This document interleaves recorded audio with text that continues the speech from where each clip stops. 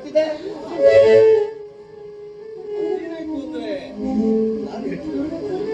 ನಾನು ಹೇಳ್ತೀನಿ ನೋಡು, ನೀನು ಯಾರನ್ನ ಸೀತಾಮಾತೆ, ಸಾವಿತ್ರಿ, ಸತಿದೇವಿ, ಶಿರೋಮಣಿ ಅಂತ ಈ ಮನೆಗೆ ನೀನು ಕೈ ಹಿಡಿದು ನಿನ್ನ ಹೆಂಡತಿಯಾಗಿ ಕರ್ಕೊಂಡ್ಬಂದ್ರು, ಅವಳು ಇವತ್ತಿಗೆ ಏನ್ ಮಾಡ್ಲು ಗೊತ್ತಾ?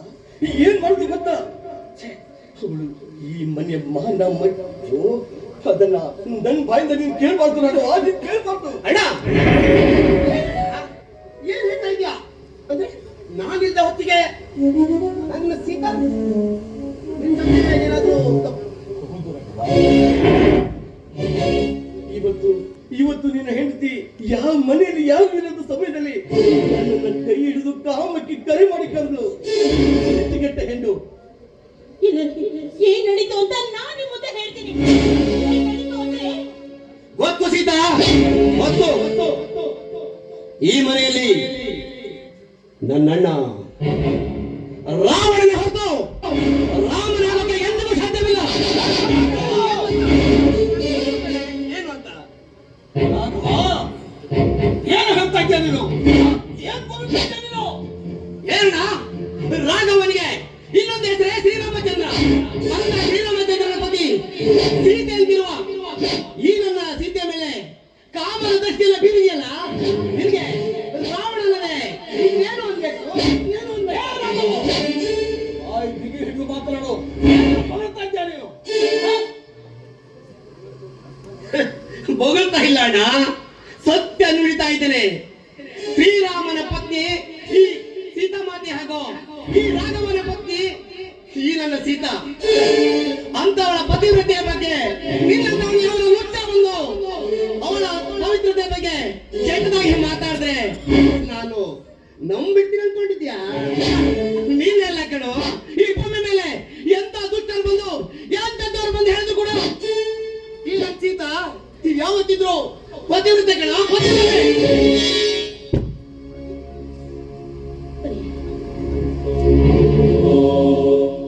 ನೋಡಿ, ನಿಮಗೊಂದು ಮಾತು ಹೇಳ್ತೀನಿ. ನೀವು ತಪ್ಪು ತಿಳ್ಕೊಳ್ಳಲ್ಲ ಆದ್ರೆ ನಾವು ಬೇಕಾದ್ರೆ ಬೇರೆ ಬೇಕಾದ್ರೂ ಬಿದ್ದಿರೋಣ. ಈ ಮನೇಲಿ ಮಾತ್ರ ಇರೋದು ಬೇಡ ಅಂದ್ರೆ ಈ ಮನೆಯಲ್ಲಿ ಇರೋದು ಮಾತ್ರ ಬೇಡ. ನನಗೂ ಕೂಡ ಹಾಗೆ ಅನಿಸ್ತಾ ಇದೆ ಸೀತಾ. ರಾವಣನಿರಬೇಕಾದ ಈ ಜಾಗದಲ್ಲಿ ನಾವು ಹೋಗೋಣ. ಈ ಕ್ಷಣದಲ್ಲಿ ಗಂಡ ಹೆಂಡತಿರಿಬ್ರು ಈ ಮನೆಯಿಂದ ಹೊರಬೀಳೋ ಒಂದು ನಿರ್ಧಾರಕ್ಕೆ ಬಂದಿದ್ರಿ ಅನ್ನಾಗಾಯ್ತು. ಸರಿ ಮತ್ತೆ ನೋಡ್ತಾ ಇದ್ದೀರಾ, ಆದಷ್ಟು ಬೇಗ ಈ ಮನೆಯಿಂದ ಹೊರಗೆ ಹೋಗ್ತೀನಿ ಅಣ್ಣ, ಹೋಗ್ತೀನಿ. ಹಾಗೆ ಹೋಗಕ್ಕೆ ನಾನೇನು ಭಿಕಾರಿ ಅಲ್ಲ. ನನಗೆ ಅಂತ ಅಪ್ಪನ ಆಸ್ತಿಯಲ್ಲಿ ಪಾಲಿದೆ.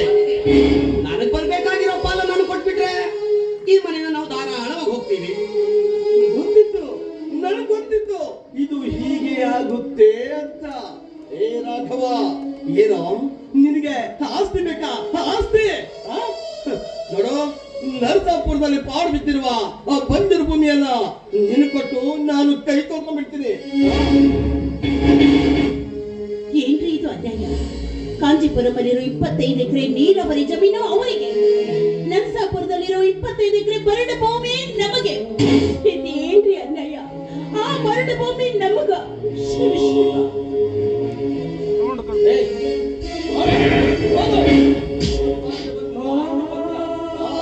ನನ್ನ ನಿನ್ನ ಜನ್ಮಕ್ಕೆ ಕಾರಣವಾದ ನಿಮ್ಮಪ್ಪ ಬರೆದಿಟ್ಟಿರೋ ಆಸ್ತಿ ಪತ್ರ ಇದನ್ನ ತೆಗೆದುಕೊಂಡು ಹೋಗಿ ಗಂಡ ಹೆಂಡತಿರಿಬ್ರು ಚೆನ್ನಾಗಿ ಬೆಲ್ಲ ಹಾಕೊಂಡು ಏನ್ ನೋಡ್ತಾ ಇದ್ದೀರಿ?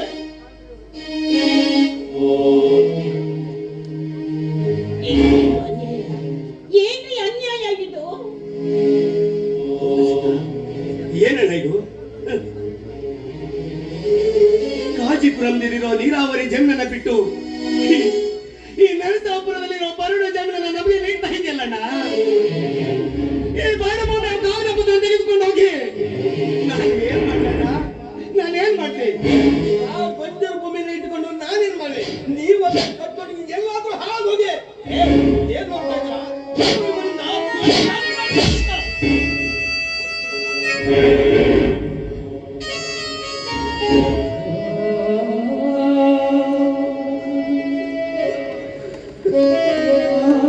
ಓಕೆ ಹೋಗ್ತೀನಿ.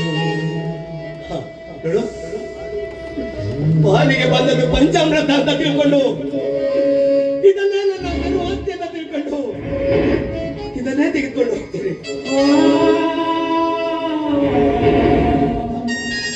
ಆದ್ರೆ ಒಂದು ಮಾತು ಹೇಳೋದಲ್ಲ, ಹೇಳೋದು. ಹೀಗಾಗಿದೆ ನಾವಿಬ್ರು ಮನೆ ಬಿಟ್ಟು ಹೋಗ್ಬೇಕು ಅಂದ್ರೆ ಸಂಜೆ ಬೇರೆ ಆಗಿದೆ. ಇಂಥ ಕತ್ತಲ್ಲಿ ಈ ನನ್ನ ಹೆಂಡತಿಯನ್ನ ಕರ್ಕೊಂಡು ಎಲ್ಲಿಗೆ ಹೋಗ್ಲಿ, ಏನ್ ಮಾಡ್ಲಿ? ನೀನು ಒಂದೇ ಒಂದು ಅವಕಾಶ ಕೊಟ್ರೆ ಇವತ್ತು ಇವತ್ತು ಯಾವ್ದಾದ್ರೂ ಒಂದು ಮೂಲೆಗೆ ನಿಂತ್ಕೊಂಡು ನಾಳೆ ನನ್ನ ಹೆಂಡತಿಯನ್ನ ಕರ್ಕೊಂಡು ಈ ಮನೆಯಿಂದ ಹೋಗ್ತೀನಲ್ಲ. ಸಂಜೆ ಆಯ್ತು ಅಲ್ವಾ?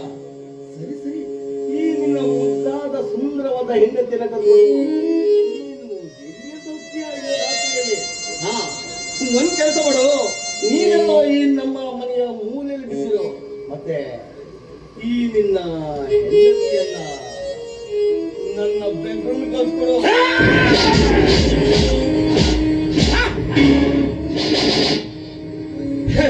ಸಂಬಂಧಗಳ ಅರಿವಿಲ್ಲದ ಜಾರ,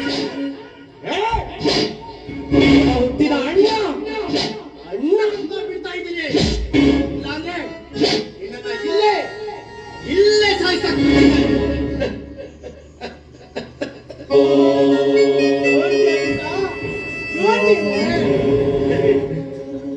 ಇಲ್ಲ ಕಣೋ, ನಿನ್ನಂತ ಪಾಪಿಗಿರೋ ಈ ಜಾಗದಲ್ಲಿ ಒಂದು ಕ್ಷಣನೂ ಇರೋಕೆ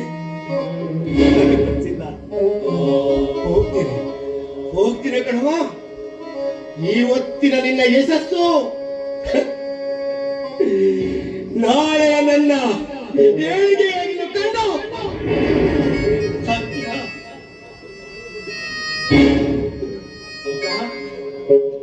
ದೇವ ಮಂದಿರದಲ್ಲಿ ದೇವರು ಕಾಣಲಿಲ್ಲ, ನ್ಯಾಯ ಮಂದಿರದಲ್ಲಿ ನ್ಯಾಯವು ಸಿಗಲೇ ಇಲ್ಲ.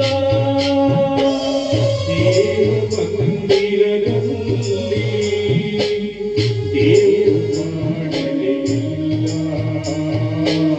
ನ್ಯಾಯವು ಮಂದಿರದಲ್ಲಿ ನ್ಯಾಯವು ಸಿಗಲೇ ಇಲ್ಲ.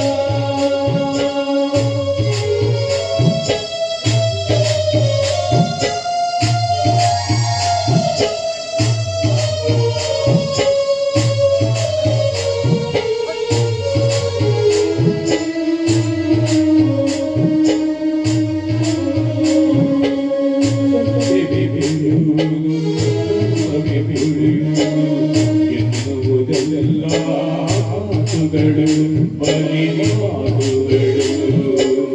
ಮೋಸವೇ ಬಿರಿಯುವುದು, ದ್ರೋಹವೇ ಗೆಲ್ಲುವುದು ಎನ್ನುವುದು ಅರಿತೇ ಬಾಳುಗಳು ನಮ್ಮ ಬಾಳುಗಳು. ದೇವ ಮಂದಿರದಲ್ಲಿ ದೇವರು ಕಾಣಲಿಲ್ಲ, ನ್ಯಾಯದ ಮಂದಿರದಲ್ಲಿ ನ್ಯಾಯವು ಸಿಗಲೇ ಇಲ್ಲ.